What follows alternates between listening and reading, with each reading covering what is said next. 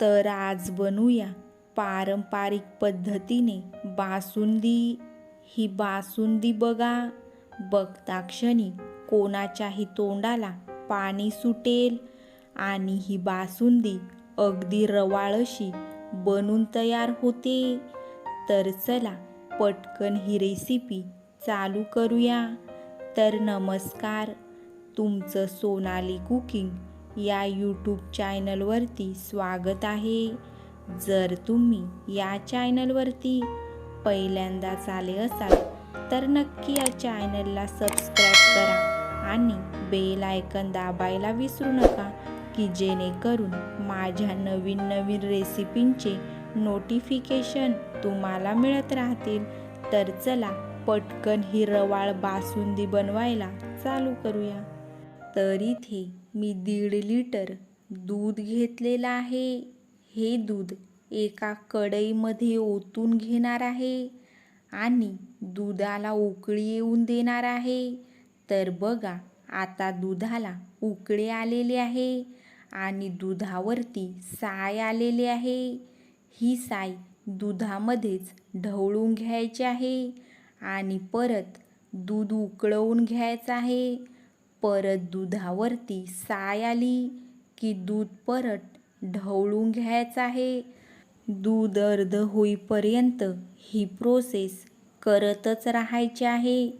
दुधावरती साय आली की ती दुधामध्ये ढवळून घ्यायची आहे। तर आता या बासुंदीला 15 मिनिटं झालेले आहेत आणि तुम्ही बघू शकता दुधावरती मस्त अशी साय आलेली आहे।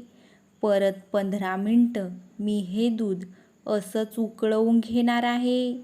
जर तुम्ही या पद्धतीने बासुंदी बनवली तर बासुंदी अगदी दाणेदार आणि रवाळ अशी बनून तयार होते। तर तुम्ही बघू शकता आता अर्ध दूध आटलेलं आहे आणि बासुंदी जाडसर व्हायला सुरुवात झालेली आहे।